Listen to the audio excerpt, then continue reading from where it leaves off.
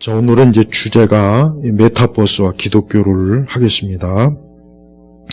저도 이 메타버스를 한 2달 전인가 한번 이제 관심을 가지고 유튜브 이렇게 안에 메타버스 차로 이제 여러 가지 많이 보고 또 그 네이버에서 만든 그 제페토 그 메타버스도 한번 이렇게 실행해 봤어요. 이렇게 가서 이제 그 안에 이제 들어가서 처음에는 이제 감을 못 잡다가 하다 보니까 이제 감이 잡히더라고요. 그래서 막 들어가서 뭐 이제 그냥 그러니까 이 메타버스를 하다 보면은 이게 그 가상 공간이 친숙해지고 이 현실보다 더 뭐라 그럴까 어떤 무제한의 어떤 내가 활동할 수 있고 어떤 나이와 어떤 성별, 인종 이런 것들을 다 이게 초월할 수 있는 그런 환경을 조성해줘요. 그래서 이 메타버스는 우리 지금 전 세계 이제 그 빅테크가 지금 가장 돈을 많이 쏟아붓는 데가 지금 어디냐면 이 메타버스에 지금 돈을 굉장히 많이 쏟아붓고 있어요. 그래서 페이스북 자체도 뭐 이름을 메타로 이렇게 사명을 변경할 정도로 했는데 쉽게 얘기하면은 메타라는 말은 이제 초월, 그다음에 버스는 이제 유니버스에 이제 그래서 뭐 메타버스 우주를 초월하는 좀 더 쉽게 풀이하면은 이제 현실과 가상 세계 공존하는 세계를 만들겠다. 그러니까 그동안 우리가 알고 있는 이 가상 세계하고 또 다른 차원의 이 가상 공간에서 모든 활동을 할 수 있도록. 그래서 우리나라도 어떤 대학교가 메타버스 안에서 졸업식을 했다고 하더라고요. 그래서 졸업식 하면 우리는 그 뭐 전통적인 졸업식 하면 이제 꽃다발 들고 그냥 가가지고 뭐 사진 찍고 이제 그런 졸업식이 아니라 이제 메타버스 공간 안에서 여기서 이제 졸업식 하니까 이제 다 들어와라. 근데 그 신문에서 난 얘기지만 어떤 그 대기업에서 이제 회의 공지를 했대요. 그래서 메타버스 무슨 방으로 들어와라. 근데 이 임원이 이게 뭔 말인지 모르고 어디로 들어가야 되는지 도대체 메타버스 회의실 하는 데가 어디냐고 막 이렇게 묻고 하다가 막 망신을 당해가지고 좀 창피했다고. 또 이 가상 공간에 들어갔지만 어떻게 거기서 말하고 앉고 일어서는 건 모르니까 자기의 그 메타버스 안에서 자기를 이렇게 하는 그걸 가만히 우두커니 앉아 있어갖고 그것도 진짜 창피해가지고 아주 정말 얼굴이 화끈거렸다는 그런 신문의 기사를 들었어요. 그러니까 이 메타버스 안에서 이제는 쉽게 얘기하면 매매, 인간관계, 결혼, 회의, 졸업, 심지어 이제 종교생활도 그 안에서 다 하게 되는 세상을 만들겠다는 겁니다. 그러니까 결혼식도 우리가 보통 결혼식 하면은 이런 결혼식장 가가지고 뭐 신랑 신부 뭐 하객들 있잖아요. 근데 아마 앞으로 한 10년 뭐 더 빠르면 5년이나 10년 정도 되면은 이제 그런 결혼식도 아마 내 생각에는 안 할 것 같아요. 그냥 메타버스 어디 결혼식장에서 결혼합니다.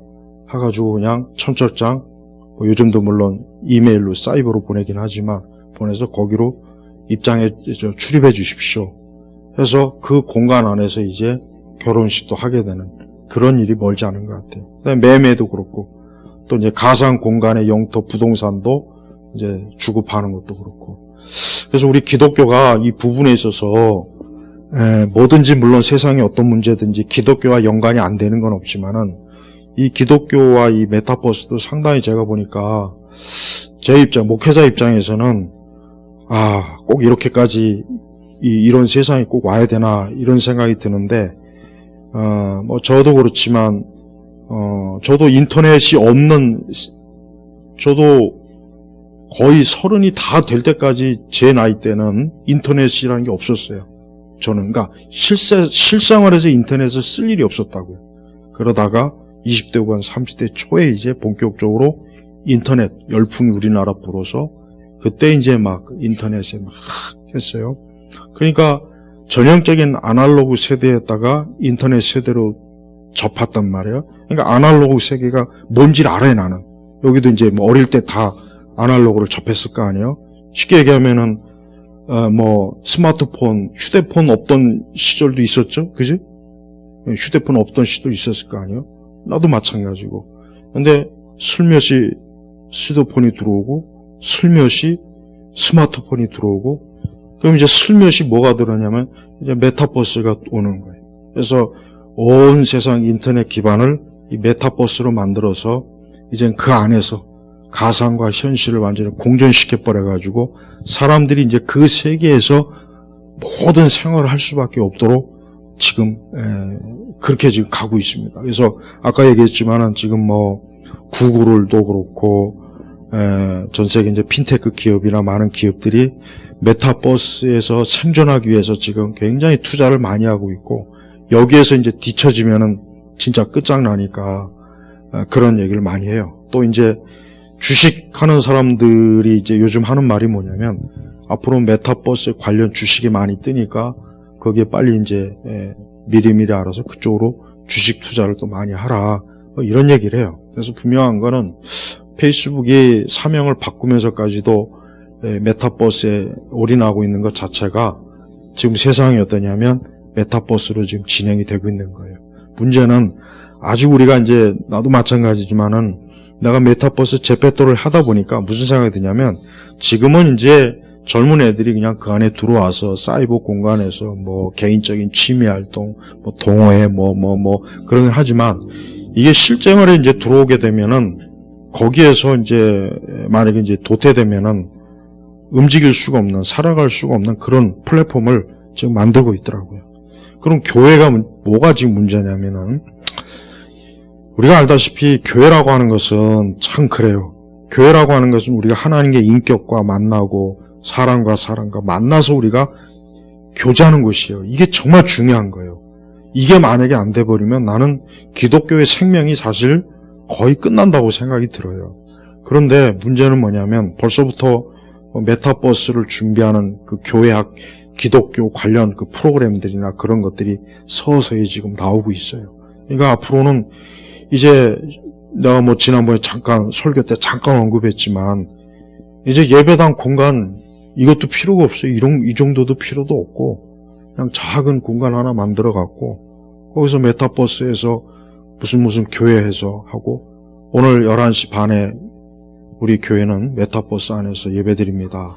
그럼 다 자기 캐릭터 하나씩 다 가지고 그 사이버 공간 안에서 앉아갖고 예배드리는 그러한 일들이 앞으로 아마 일어날 거예요. 틀림없이 일어날 겁니다. 그리고 왜 지금 그럴 수밖에 없는 일들이 또 벌어지냐면, 많은 교회들이 설 수 있는 구조가 지금 사회 구조가 지금 사라지고 있어요. 그래서 나는 이걸 보면서 어떻게 보면은 기독교가 오히려 이거를 글쎄, 물론 그 좋은 의미에서 메타버스를 이용해서 복음을 전하자 할 수도 있겠지만, 그러나 자칫하면은 이 메타버스라고 하는 것은 교회를 완전히 현실 세계에서 없애버릴 수 있는 요소가 돼요. 그래서 그게 우려가 되는 거예요. 여러분들 이번에 우리가 알다시피 코로나 때문에 많은 교회들이 뭐 방역 차원에서 뭐 이제 거리 제한, 뭐 또 예배인원 제한했지만은 벌써 이미 많은 성도들은, 나는 이런 생각이 들더라고요.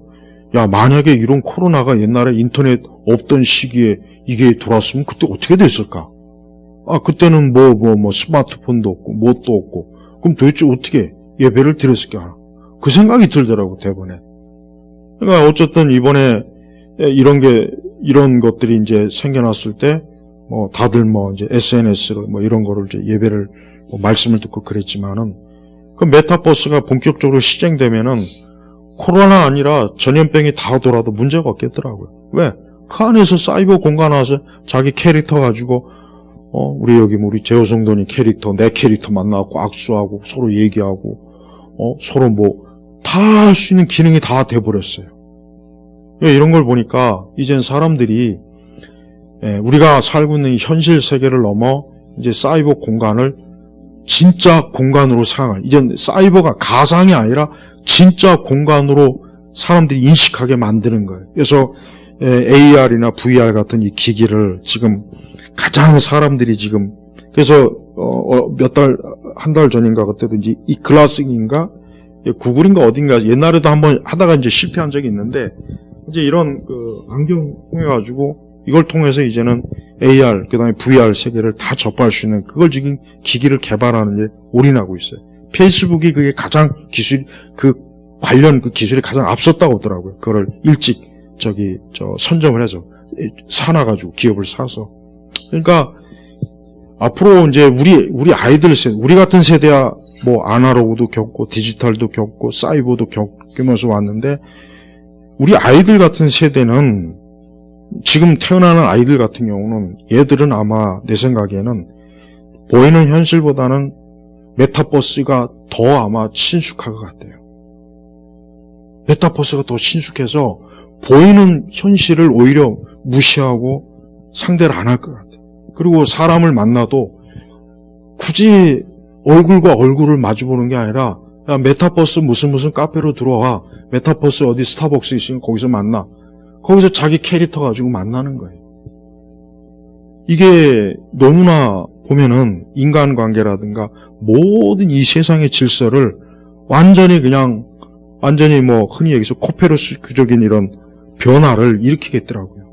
그래서 메타버스에 대해 계속 나도 지금 공부하면서 알아봤는데 결국은 앞으로 세상은 물론 인류가 기술이 발전하는 것은 어쩔 수 없다고 하고 어쩔 수 없는 진보이긴 하겠지만 거기에 맞춰가야 되는 인류가 그 기술과 그 정보와 그 플랫폼에 맞춰서 살다 보면 결국 인간이 많은 것들을 잃어버리고 포기하게 되고 또 새로운 것들을 접해야 되고 거기에 적응하는 그 과정이 굉장히 참 고통스럽고 힘들고 어려울 것 같다는 생각이 들고 당장 우리 기독교 관련해서 나는 뭐 다른 거는 내가 뭐 자세히 알아보지도 않았고 거기에 뭐 내가 뭐 전문가일 수도 없지만 교회 입장에서는 이 메타버스는 굉장히 또 하나의 큰 영적 재앙이 될 수가 있어요.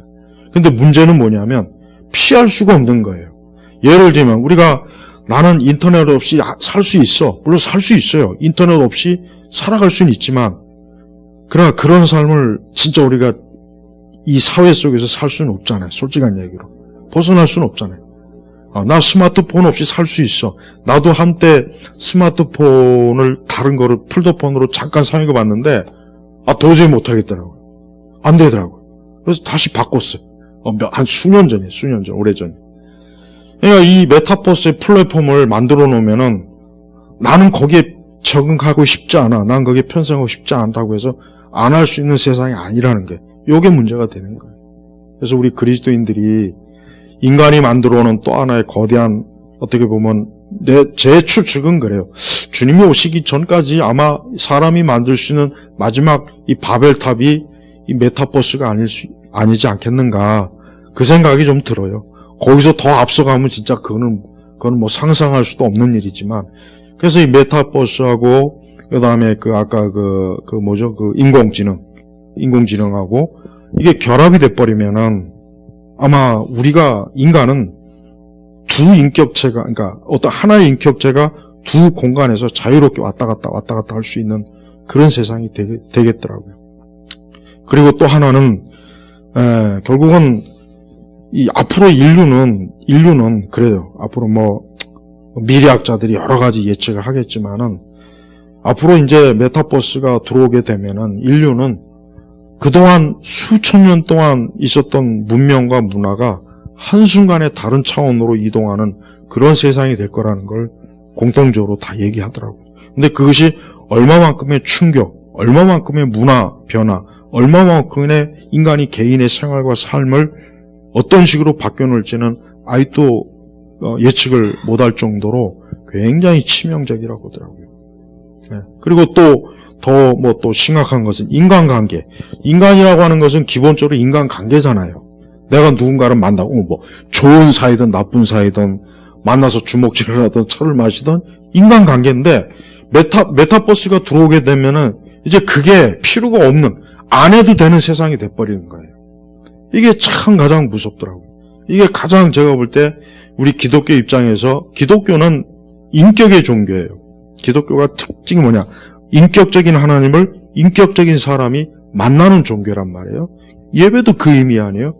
근데 그런 인격을 파괴해버리고 사이버 가상 공간에서 얼마든지 나 대신 캐릭터가 말하고 캐릭터가 듣고 캐릭터가 교제하는 완전히 그런 공간으로 우리들을 그냥 다 그냥 이송해버리는 거예요.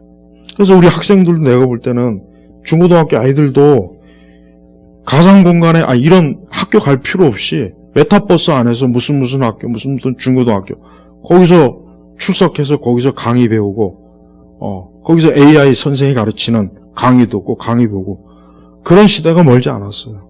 그래서 아마도 앞으로는 이제 굳이 학교 건물, 이게 아마 이제 불필요한 시대, 인구도 줄지만서도 이젠 그렇게 할 필요가 없는 세상이 왔더라고요. 그러니까 기업들도 지금 계속해서 이 메타버스를 활용하는 그런 것들을 계속 기업 자체 내에서 지금 생산해내고 있어요. 그래서 이제 뭐 웬만한 회의도 그냥 이렇게 회의는 그냥 이렇게 같은 사무실에 어떤 티테이블 놓고 회의하잖아요. 이젠 그런 회의가 아니라 그냥 메타버스 안에서 서로 만나서 회의하고 자료 주고받고 그렇게 지금 자꾸 전환하고 있다고 하더라고요. 그래서 기독교 관점에 볼 때 메타버스는 사람이 만든 천국을 내가 볼 때는 꿈꾸는 것 같아요. 그 안에 있는 내 캐릭터는 병이 안 들어요. 나이가 안 들어요. 신분이나 국적에 전혀 어떤 제한을 안 받아요. 그리고 쉽게 얘기하면 또 나이의 제한을 받지 않는 거예요. 그러다 보니까 많은 젊은 사람들뿐 아니라 나이 든 사람들도 메타버스 공간 안에 들어가면 자기가 젊은이가 돼요. 어린이가 될 수도 있고 소년도 될 수 있고 여자도 될 수 있고 남자도 될 수 있고 얼마든지 이게 자유자재가 돼버려요. 그리고 교류하는 그 폭도 확 넓어져 버려요. 네. 그래서 메타버스를 이렇게 알아보면 알아볼수록 기독교가 가장 또 많은 충격을 받겠고 기독교뿐만 아니라 지금 현재 모든 인류가 각자의 영역에서 아마 메타버스는 굉장히 큰 파도가 돼서 이 세상을 한번 크게 휩쓸고 새로운 세상으로 구축하는 아마 결정적인 세계가 될 거란 그런 생각이 꼭 듭니다. 그래서 기독교적인 관점에서 우리는 성경에서 가르치는 인간의 궁극적인 참된 소망이 어디입니까? 천국이잖아요. 그런데 메타버스를 보니까 결국은 많은 사람들이 이 메타버스라고 하는 세상을 자기의 영원한 안식처로 삼을 것 같아요. 영원한 안식처.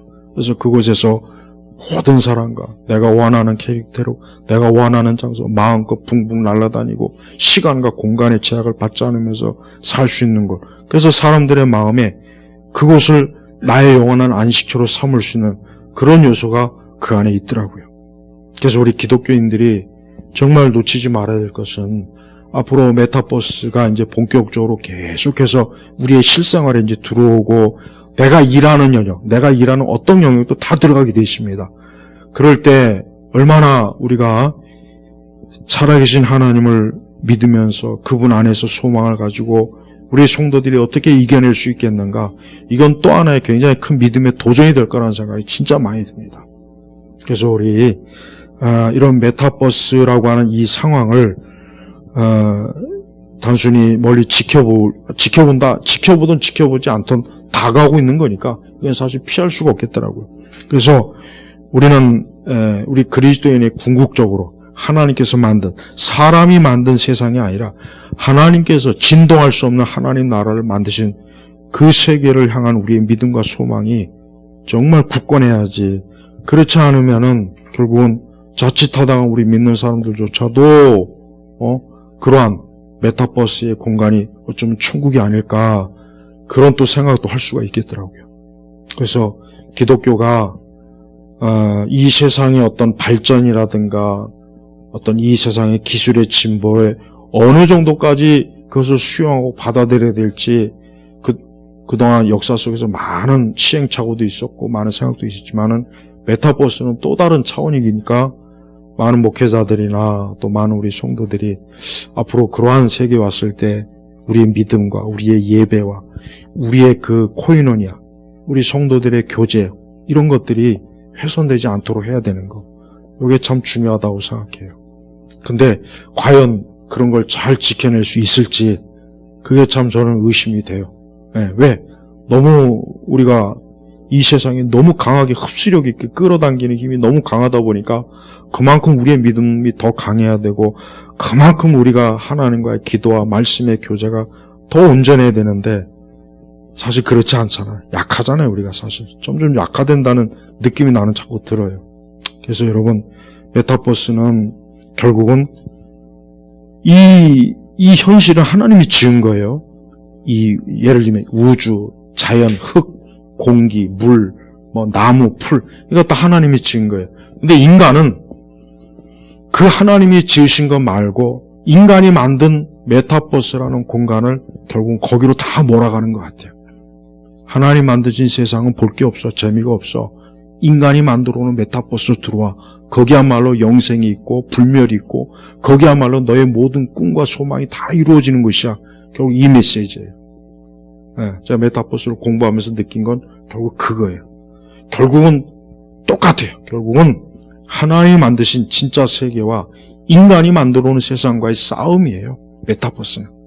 그래서 우리 성도들이 메타버스 세상에 왔다고 해서 하나님이 변할 것도 없고 말씀이 변할 것도 없어요. 문제는 우리가 하나님의 살아계심과 하나님의 말씀을 굳건하게 붙잡는 거예요. 이게 정말 관건이에요. 항상 이거예요. 어느 시대 보면 늘 이게 문제였지 다른 게 문제는 아니었어요. 그래서 메타버스가 오든 뭐가 오든 간에 이 세상이 하나님이 만드신 이 현실과 현실이 아닌 인간이 궁극적으로 정보와 기술과 인간이 만들어놓은 인위적인 빛으로 만드는 그 세상을 참된 안식, 천국으로 인식하도록 만드는구나. 딱 요 느낌이 드는 거예요. 오늘 핵심은 요걸 말하고 싶었어요. 하지만 거기는 절대 거기는 영원한 안식처가 될 수도 없고 거기는 절대 우리의 소망을 둘 곳이 못 돼요. 결국은 거기도 죽음이 있고 파괴가 있고 결국은 거기도 허무함이 지배할 거예요. 메타버스에서 내가 막 이제 여러 가지를 해봤어요. 교회도 한번 만들어 보려고 내가 했는데 그런데 나중에 이제 한번 근데 드는 생각이 뭐냐면 공허해요. 공허하고 더 허해지고 더 인간의 어떤 마음과 감정이 메말라져요. 근데 그걸 내가 느끼겠더라고요. 그래서 이것은 정말 큰 재앙이겠다. 도대체 어디까지 하나님께서 이 세상을 허락하실지 모르겠지만 어쩌면 마지막으로 하나님이 허용하시는 바벨탑이 아닐까 그 생각이 들어요. 그래서 메타버스하고 이 가상현실, 현실, AI 이게 이제 결합이 돼서 앞으로 세상은 엄청난 또 하나의 변화가 있을 거라는 걸 그거를 우리가 좀 미리 염두에 두고 우리가 우리의 기도와 우리의 믿음, 우리의 영적인 이런 부분들을 잘 토대를 닦길 바랍니다. 기도하겠습니다. 하나님 아버지 감사합니다. 세상은 늘 변하고 하나님 나라는 고정된 불변하는 것인 줄 압니다.